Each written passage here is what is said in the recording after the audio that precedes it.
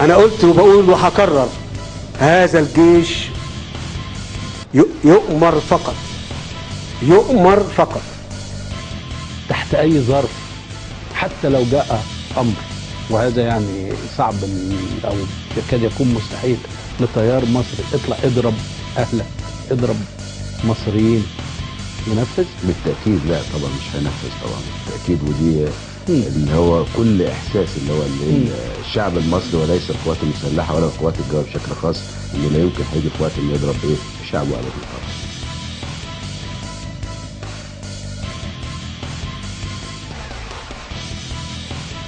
يؤمر فقط، يؤمر فقط. بالتأكيد لا طبعا مش هينفذ طبعا. جديدة على مناطق الشيخ زويد وقريتي المهدية وأبو طويلة. وظل دوي القصف وأصوات إطلاق النار تسمع في المنطقة لساعات، غير أنه لم ترد أنباء عن حجم العملية وما أوقعته من خسائر بشرية أو حتى القيام باعتقالات.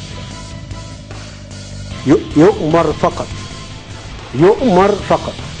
بالتأكيد لا طبعا مش هينفذ طبعا.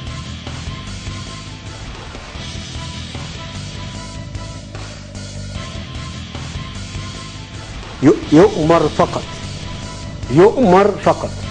بالتأكيد لا طبعا مش هينفذ طبعا.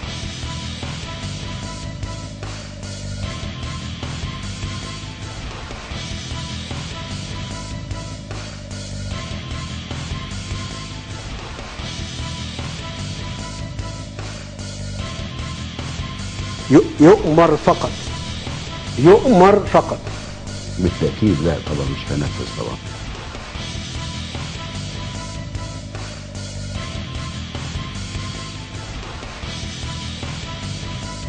يؤمر فقط، يؤمر فقط.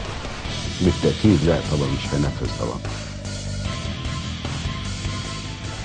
يؤمر فقط، يؤمر فقط.